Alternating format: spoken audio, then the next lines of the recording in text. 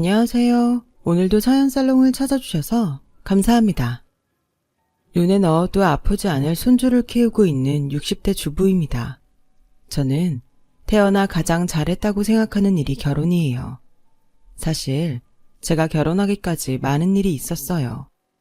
저희 남편이 애 딸린 이혼남이었거든요.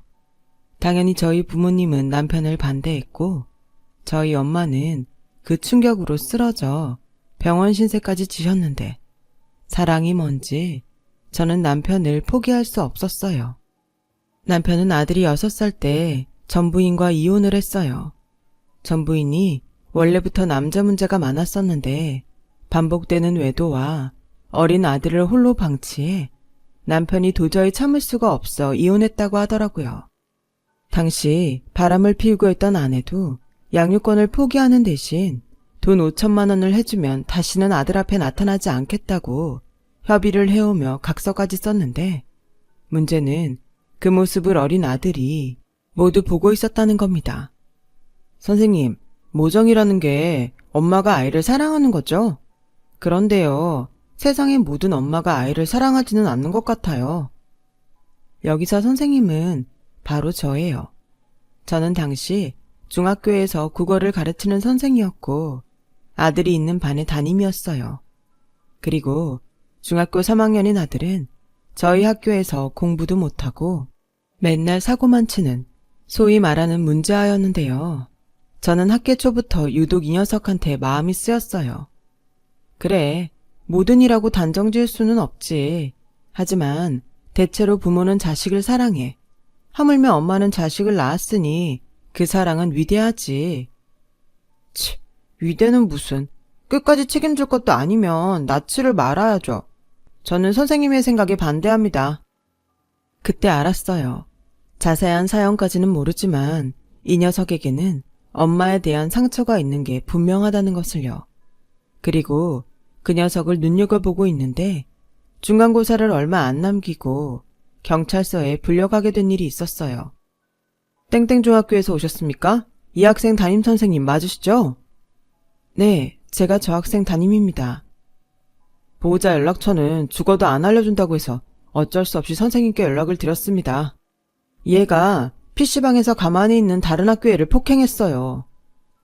아씨, 저 새끼가 먼저 시비를 걸었다고요. 왜 말씀을 그렇게 하세요? 제가 피해자예요.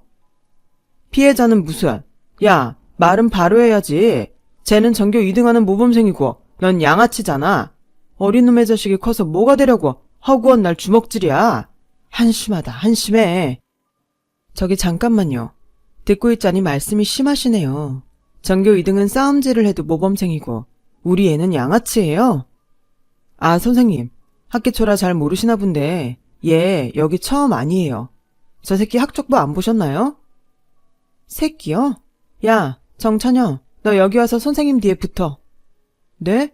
왜? 시키면 시키는 대로 해. 그리고 경찰관님, 지금부터는 저하고 얘기하세요. 제가 이 애 담임이고 지금은 보호자입니다. 어머? 저 선생님 웃긴다. 선생님이 뭐 제 엄마라도 돼요? 우리 아들 여기 피난 거 안 보여요? 감사리를 감싸셔야지. 찬영아, 너 쟤 왜 때렸어? 빨리 설명해. 아씨, 싫어요. 저봐, 지가 불리하니까 말 못하는 거. 저는 합의할 생각 없어요. 고소든 학폭이든 다 할 거니까 너 이번에는 절대 빠져나올 구멍 없으니까 각오해. 선생님, 보셨죠? 이번 일은 쉽게 넘어갈 일이 아니에요. 쟤는 죽어도 지 부모 연락처 안 알려준다고 하니까 선생님께 연락드린 건데 저도 아주 곤란합니다. 학부모 연락처 있으시죠? 제 부모님한테 연락 좀 해주세요.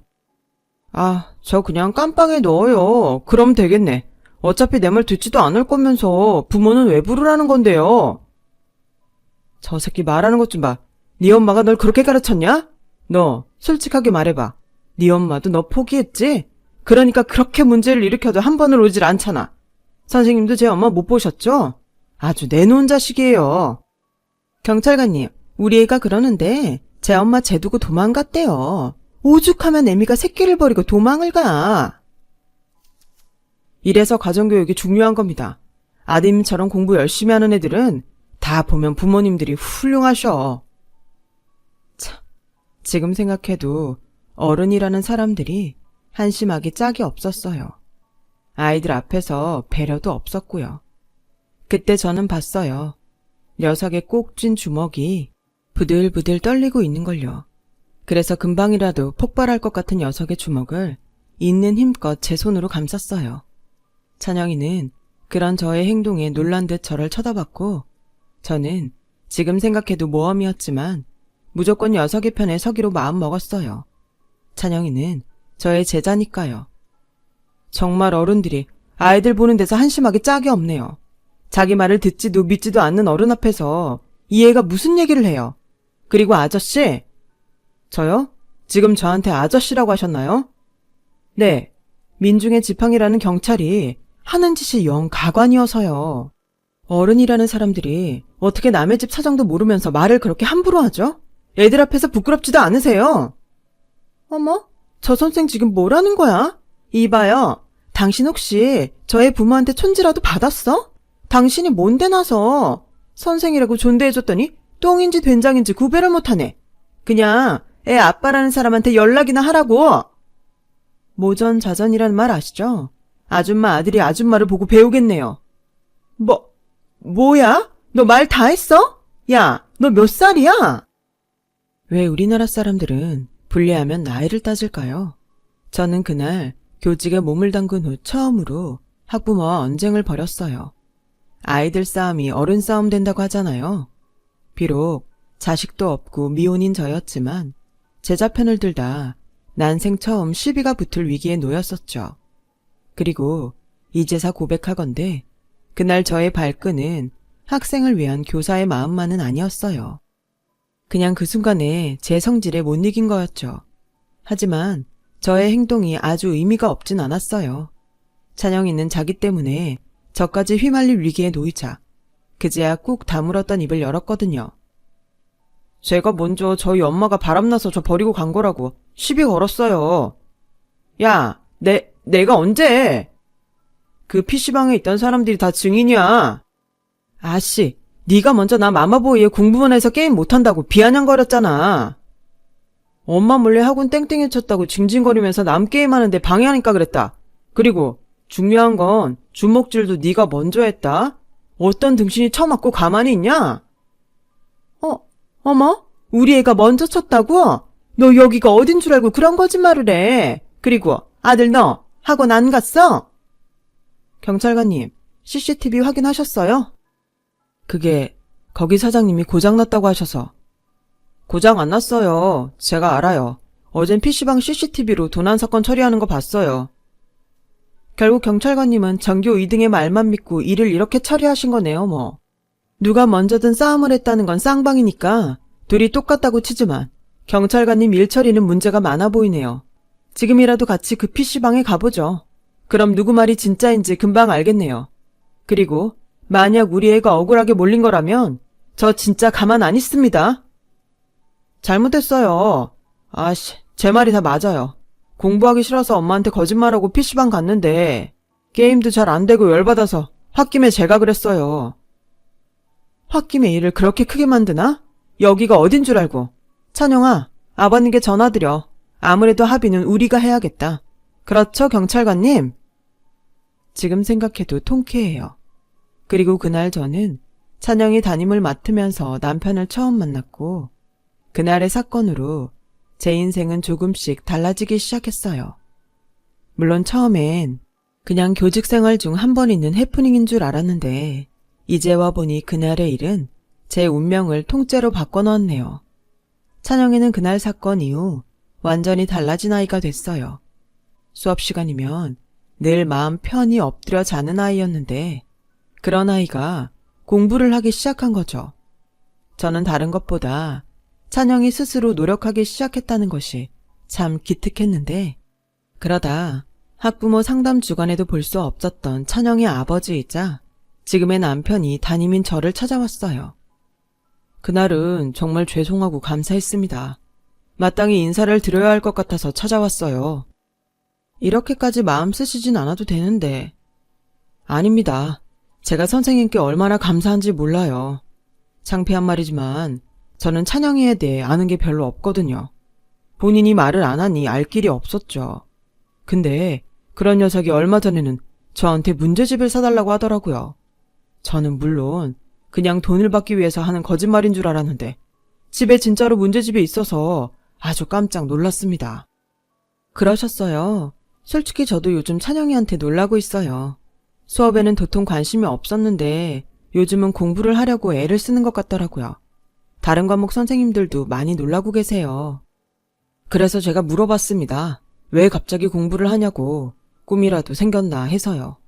근데 하는 말이 담임선생님한테 보답할 길이 그것밖에는 없는 것 같다고 하더라고요. 그러면서 그날 담임선생님이 자기 편을 들어주셔서 무척이나 감동받았는데 저한테 사실은 세상에 자기 편은 없을 거라고 생각했대요. 그런데 선생님이 무조건 자기 편을 드는 걸 보고 세상의 선생님한테만큼은 꼭 실망시키지 않고 싶다고 하더라고요. 명색이 제가 부모인데 찬영이 말에 제가 부끄러웠어요. 아직 찬영이가 어려서 잘 몰라요.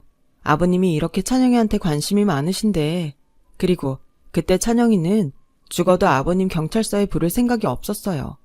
아마 아버님한테도 실망스러운 모습 보이고 싶지 않아서가 아닐까요? 원래 부모 자식 사이가 그런 거잖아요. 다른 사람 눈에는 아주 잘 보이는데 당사자는 서운하고 미웠던 것만 보이는 거. 저도 저희 부모님한테는 성에 안 차고 걱정만 시키는 딸이에요. 들어보니 선생님 말씀이 맞는 것 같네요. 제가 볼 땐 선생님은 너무 훌륭하신데 제가 다른 건 몰라도 찬영이 담임 맡는 동안은 찬영이한테 신경 많이 쓸게요. 찬영이는 싫을 수도 있지만 아버님이 아시면 좋을 일이나 아버님의 도움이 필요한 일이 생기면 귀뜸 드리도록 하겠습니다. 그때 남편의 표정이란 경찰서에서 제가 찬영이 편을 들어줬을 때와 흡사 비슷한 얼굴이었어요. 부자지간이라 닮기도 했지만 무언가 서툰 구석이 유독 많이 닮아 보였죠. 그렇게 저는 선생으로서 찬영이를 눈여겨봤어요. 그리고 자연스럽게 찬영이 일로 남편과 통화를 하거나 가끔은 만나는 일도 있었는데 표현하지는 않았지만 무슨 마음인지 자꾸만 남편에게 신경이 쓰였어요. 한 번은 찬영이의 진학 문제로 남편이 상담차 학교에 왔는데 와이셔츠 소매 단추가 모두 떨어져서 소매가 너덜너덜 하더라고요. 게다가 자세히 보면 어떻게 세탁을 했는지 얼룩도 보였어요. 그때는 말하지 못했지만 속으로 이런 게 부인 손이 필요하다는 건가 하는 생각을 했고, 또 한 번은 현장학습을 갈 때였는데 분식점에서 김밥 2줄을 샀는지 검은 봉지를 든 찬영이를 보고 제 일처럼 속상한 마음이 들었어요. 그렇게 표현하지 않았지만 근 1년을 남편과 찬영이를 남모르게 의식하며 지냈고 거의 불가능할 거라고 생각했는데 1년의 노력으로 찬영이는 인문계 고등학교에 진학하게 되었는데요.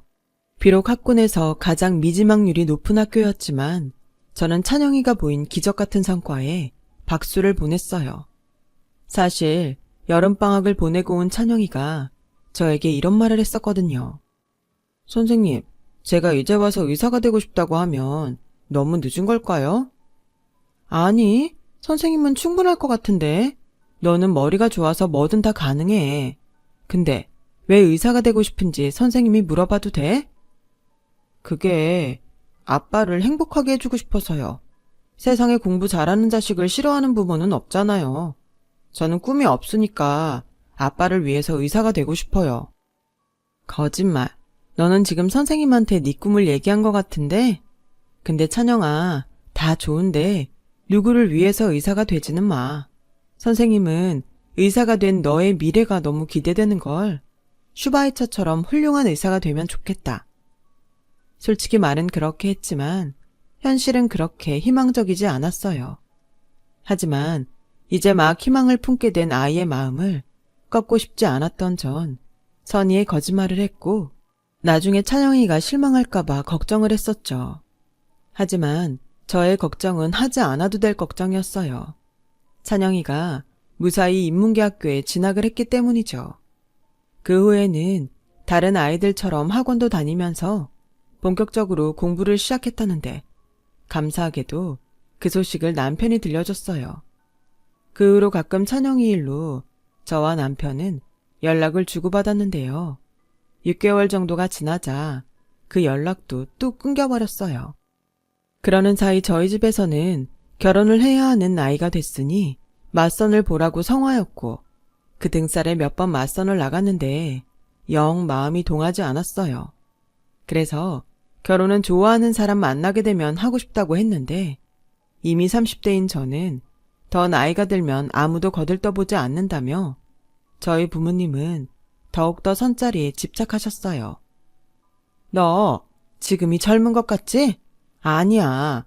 너 이미 올해 결혼해서 내년에 애 낳아도 노산이라고. 그나마 직업이 교사라서 이렇게 선자리가 들어오는 건데 너 금방 40이다. 아무리 교사라고 해도 그때는 좋은 자리가 없어. 엄마, 결혼이 무슨 자리야? 난 아이들 가르치고 싶어서 선생이 된 거지. 좋은 집에 시집가려고 선생이 된 게 아니야. 그거나 저거나 겸사겸사 좋지 뭐. 그리고 이왕 가는 시집 당연히 좋은 집에 가야지. 그래야 엄마 아빠 면도 살고 두루두루 좋은 거야. 그래, 네 엄마 말이 맞아. 부모가 뭐야? 자식 잘 되길 바라는 게 부모 마음이지. 넌 너무 마음도 약하고 순진해. 그래서 우리가 더 신경 쓰는 거야. 그러니 엄마 아빠 믿고 이번 선자리는 잘해봐. 결혼하고 사랑하면 되지. 꼭 사랑해서 결혼해야 하는 건 아니야. 알겠지? 참 답답했어요. 그리고 후회도 했어요. 제가 너무 말 잘 듣는 딸이었다는 게 그때는 정말 싫었죠. 그리고 1년이 지나고 운명처럼 남편을 동네 지하철역에서 마주치게 되었어요. 저는 너무 반가워 먼저 다가가 인사를 했는데 얼마 전 저희 동네로 이사를 왔다고 하더라고요. 참고로 남편은 제가 사는 동네를 몰랐어요. 그러니 서로 신기하다며 대화를 이어갔는데 글쎄 찬영이가 반에서 반장도 하고 성적도 꽤 높다는 얘기를 듣게 되었어요. 정말 너무 다행이에요. 사실 공부하다 힘들면 포기할까 걱정했는데. 사실 저도요. 근데 녀석이 제법 끈기가 있어요. 안 그래도 몇 번 선생님 얘기를 했었는데 연락드리기는 좀 그렇더라고요. 이미 저희 아이가 졸업도 했고. 그러신 것 같았어요. 근데 저 찬영이 생각 진짜 많이 했어요. 궁금도 했고요. 그래서 그러신가 하면서도 사실은 연락 기다렸어요. 아, 그러셨어요? 선생님은 진짜 아이들을 좋아하시네요. 그럼 실례가 아니라면 동네도 같으니까 종종 연락드려도 될까요?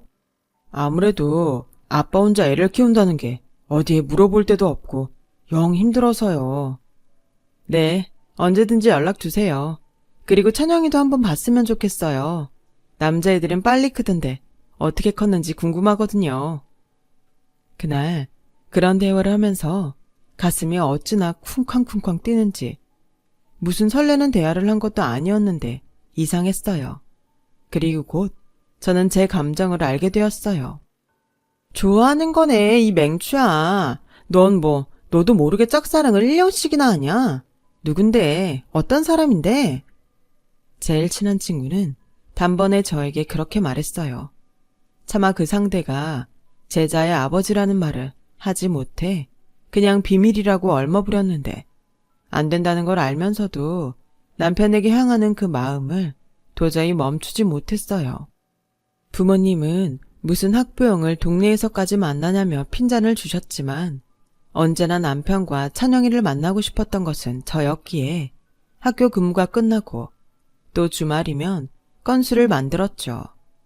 너무 좋아했던 탓인지 저도 모르게 남편에게 수간의 감정을 억누르지 못하고 고백을 해버렸어요.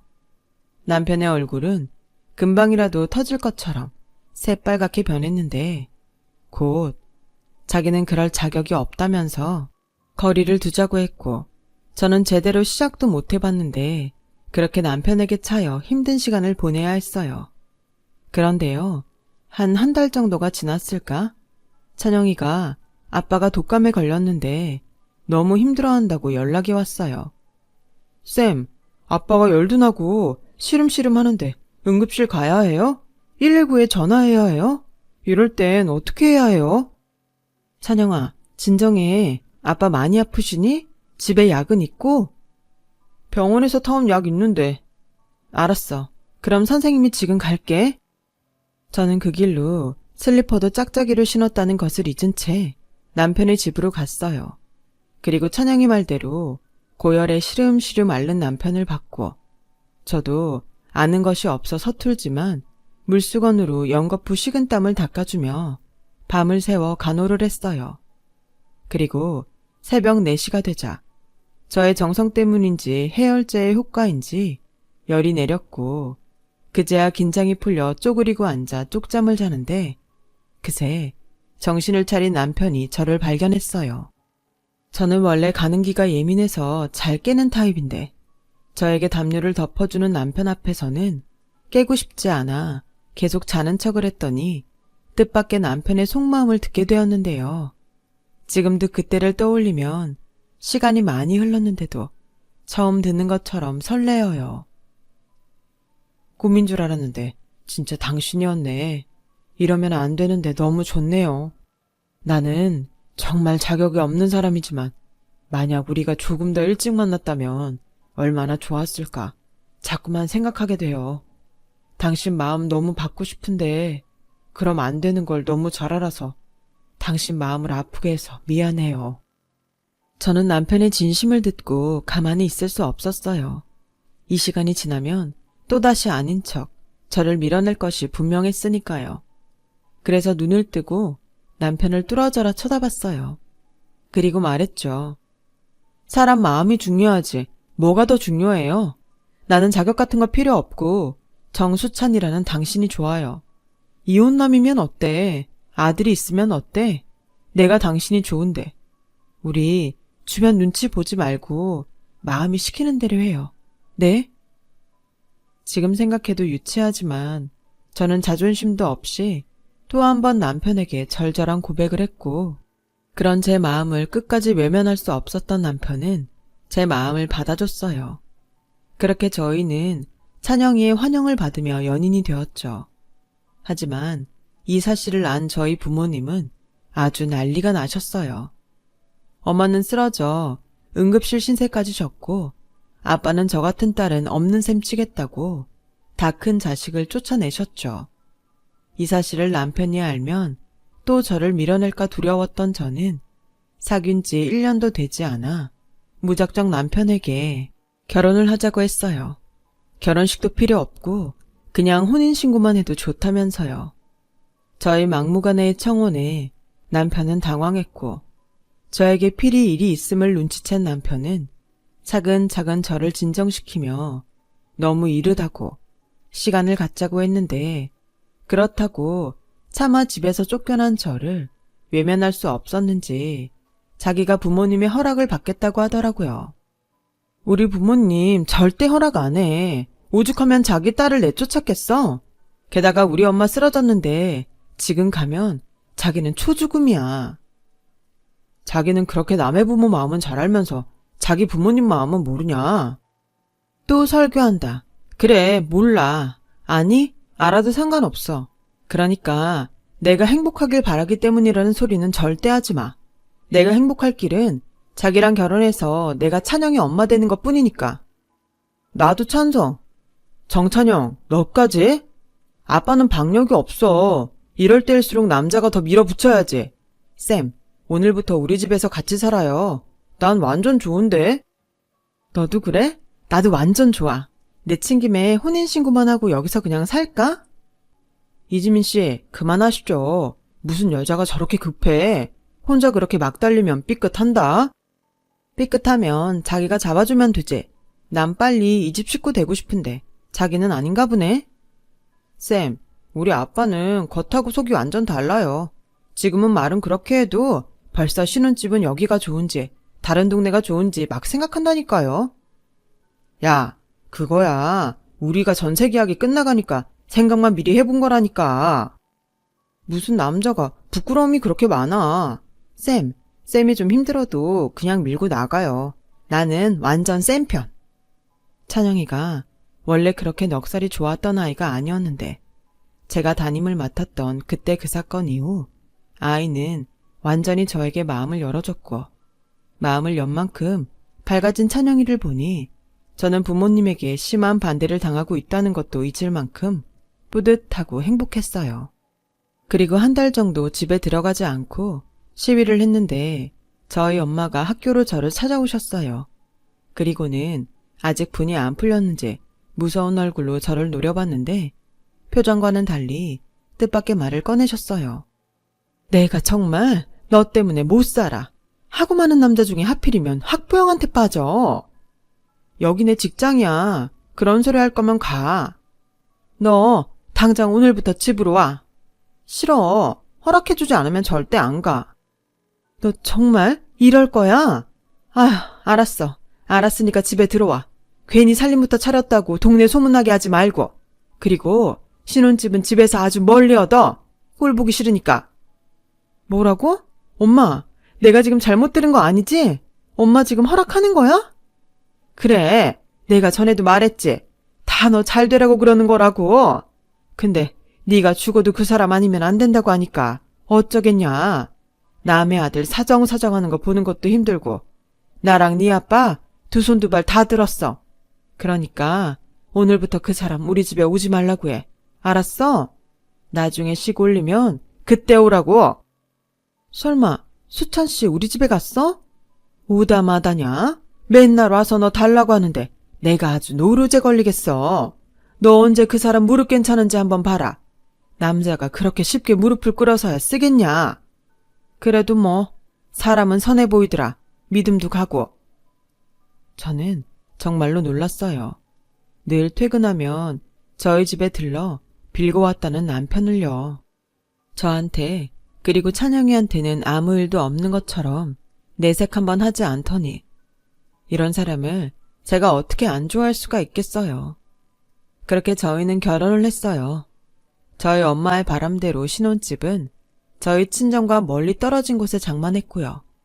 그리고 결혼하자마자 둘이 아닌 셋이었지만 마치 처음부터 우리는 셋이었던 것처럼 많이 행복했죠. 그리고 저는 혹여나 찬영이가 상처받을까 결혼 전 남편에게 아이는 갖지 않겠다고 선언했는데 남편은 고마워하면서도 미안해하며 평생 행복하게 해주겠다고 약속을 했는데 남편은 그 약속을 완전히 지키지 못했어요. 남편은 건축 현장에서 일하는 소장이었는데 무엇이 문제였는지 화재가 일어났고 그 화재 속에 유일하게 사망자가 있었는데 그 사람이 바로 저희 남편이었어요. 그 일이 결혼하고 6년 만에 일어난 일이었는데 저희 아들 찬영이가 원하던 명문대 의대에 합격하고 군대에 가서 막 제대를 했을 때였어요. 현장에서 사고 소식을 듣고 수업이고 뭐고 정신없이 병원으로 달려간 저는 너무나도 차가운 남편의 얼굴을 확인하는 순간 그 자리에서 혼자를 하고 말았어요. 정신을 차려보니 남편의 빈소가 벌써 차려져 있었고 찬영이가 상주 옷을 입고 있는데 악몽을 꾸는 것 같더라고요. 그래서 사실 남편의 장례식은 기억이 잘 나지 않아요. 감사하게도 저 대신 저희 부모님이 거의 모든 것을 대신하셨고 찬영이 역시 슬픔의 무게가 무거웠을 텐데 꿋꿋하게 상주 역할을 해주었다는 것만 기억이 날 뿐이죠. 사실 그때까지 찬영이와 저희 부모님은 꽤 서먹서먹한 사이였어요. 친손주가 아니니 어쩌면 당연한 거였지만 저는 찬영이가 그게 상처일까봐 종종 부모님에게 눈치를 준 적도 있었는데 장례가 치러진 3일 내내 저희 부모님은 저도 저지만 아직은 부모의 죽음을 감당하기가 어려운 찬영이를 많이 챙기셨어요. 그리고 저희 아빠가 찬영이한테 했던 말을 저는 지금도 또렷이 기억합니다. 힘들어도 지금은 무너지면 안 돼. 할아버지가 옆에서 버틸 테니까 너도 버텨. 아빠 잘 가시라고 걱정하지 마시라고 말해주자. 할아버지, 저는 지금도 믿기지가 않아요. 그리고 무서워요. 저 이제 어떡해요? 당연히 무섭지. 근데 찬영아, 무서워하지 마. 너한테는 우리가 있으니까 괜찮아. 지금은 아닌 것 같지만 분명히 괜찮아질 거야. 안 그런가 정서봐? 이렇게 빨리 자네를 보내게 될 줄 알았다면 내 허락하지 말걸. 아니, 반대하지 말걸 그랬어. 자식은 가슴에 묻는다고 하던데 자네가 내 자식이긴 했나 보네. 이렇게 아픈 걸 보니. 저는 너무 속상했어요. 더 많이 행복할 수 있었는데, 더 좋은 추억들을 만들 수 있었는데, 너무 빨리 떠난 그 사람이 안쓰럽기도 하고 믿기도 하더라고요. 그리고 제 몸 하나 챙기지 못하고 몇 번을 쓰러졌던 저는 제 옆을 지키는 남편을 쏙 빼닮은 아들을 보며 이젠 힘을 내야겠다고, 강해져야겠다고 생각했어요. 곧 있음 복학도 해야 하는 아들의 마음을 조금이나마 편하게 해주고 싶었거든요. 그래서 밤에 혼자 울지언정 찬영이 앞에서는 아무렇지 않은 듯 씩씩하게 굴었어요. 그리고 속 깊은 찬영이 역시 이런 저를 배려하려 그렇게 더 살가운 아들이 되어 옆에 붙는데, 지금 생각하니 우리 둘은 서로의 상처를 많이 배려하느라 그날 이후 가면을 쓰고 살았던 것 같아요. 게다가 저는 저대로, 아들은 아들대로 바쁜 일상을 보내니 함께 있는 시간이 점점 줄어들었어요. 아들이 의대 졸업과 국시에 붙으면서 본격적인 병원 생활이 시작되자 얼굴 보고 밥 먹을 시간도 없어졌어요.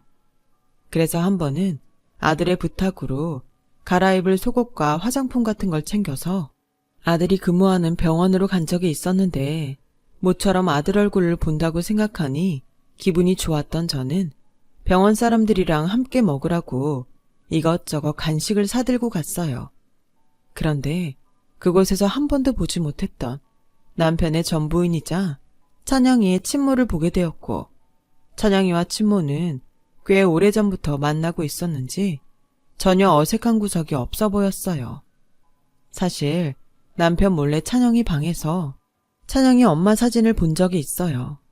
그래도 친모가 많이 그리웠는지 찬영이는 어릴 때 찍은 듯한 가족 사진을 고이 간직하고 있었는데, 그때 그 두 사람을 보고 있으니 여기서 이방인은 저 여자가 아닌 저인 것 같더라고요. 그래서 말없이 발걸음을 돌리려는 그때 두 사람의 대화가 심상치 않다는 걸 알게 되었죠. 찬영아, 너 언제까지 그 여자랑 살 거야? 이제 네 아빠도 없는데 우리 둘이 살자. 엄마 너랑 살고 싶어. 응? 그건 나중에. 왜? 설마 그 여자가 널 낳아준 나보다 더 좋은 건 아니지? 엄마. 알았어. 그리고 아들, 이번 달 생활비 아직이더라. 사실 엄마 그거 받으러 왔잖아. 그랬어? 요즘 날짜 개념이 없어서 내가 금방 이체할게. 에이, 그냥 현금으로 뽑아줘. 그리고 요즘 엄마가 무릎이랑 허리가 또 말썽이야. 아무래도 수술을 해야 할 것 같은데 아들이 엄마 수술비랑 병원비 해줄 거지? 내가 아직 수입이 그렇게 많지 않아서 지금도 월급의 반 이상 엄마한테 주고 있는 거야. 성수동 엄마한테는 용돈 한 번 드린 적이 없는데 생활비에서 해결이 안 돼? 야, 그 사람은 남이잖아. 왜 네가 힘들게 번 돈을 남한테 주냐? 그리고 생활비는 생활비고 병원비는 병원비지. 너 계속 그럼 나 그 여자 찾아간다. 엄마, 그건 절대 안 돼. 내가 그거 하지 말라고 여태 생활비 주고 있는 거잖아. 그래, 내가 그거 받고 가만히 있는 거잖아. 근데 병원비는 못 줘? 그럼 나도 어쩔 수 없지. 막말로 내 남편이랑 내 아들이랑 행복한 소꿉장난한 그 여자도 나한테 정신적인 위로금 같은 거 줘야 되는 거 아니야? 엄마도 참 양심도 없다. 엄마가 나랑 아빠한테 어떻게 했는데 이제 와서 그런 소리래. 거봐, 너 나한테 엄마 하면서도 사실은 그 여자를 더 엄마라고 생각하지? 난 이렇게 다 뺏겼는데 억울해서 그래. 그래서 돈이라도 왕창 뜯어야겠어. 그 여자 선생이라며? 그럼 퇴직금 빵빵 하겠네. 저는 참을 수 없었어요. 다른 건 다 참아도 내 아들 건드리는 건 도저히 참을 수 없더라고요. 그리고 그동안 혼자 말도 못하고 끙끙거렸을 아들을 생각하니 피가 거꾸로 솟는 것 같았어요. 그래서 제 평생 한 번도 해보지 못한 다른 여자 머리채를 확 낚아챘고, 저의 갑작스러운 등장과 행동에 놀란 아들과 영문도 모르고 머리채를 잡힌 그 여자를 번갈아 보며 저는 이렇게 말했어요. 정찬영, 너 내가 그렇게 가르쳤어? 네가 뭐 때문에 혼자 끙끙 앓아? 이 여자 말대로 너는 날 남이라고 생각하는 거야? 그리고 당신, 그동안 내 아들 돈 얼마나 받아먹었어? 그 돈이 어떤 돈인데 탐을 내? 엄마, 내가 다 설명할게. 누가 네 엄마니? 널 이 세상에 태어나게 해준 사람은 나야. 그리고 내가 내 아들 돈 쓰는데 당신이야말로 무슨 상관이야? 고작 몇 년 키운 거 가지고 너무 오바 떠는 거 아니야? 애 아빠도 죽고 없음. 알아서 내 아들한테서 떨어져. 의사 아들 덕볼 생각도 하지 말고. 누가 할 소리? 난 10원 한 장도 내 아들이 본 돈 아까워서 못 써. 얼마나 어렵게 공부해서 의대에 갔는지 당신이 알아? 고작 몇 년 키웠다고? 그러는 당신은 얼마나 키웠어? 아니, 키우긴 했니? 외도하느라 바빠서 이혼까지 당했음. 너도 염치라는 게 있어야지. 뭐, 너? 선생이라더니 아주 막대 먹었구나. 난 잃을 거 없어. 내가 여기서 얘 쪽팔리게 난동 한번 제대로 부려볼까?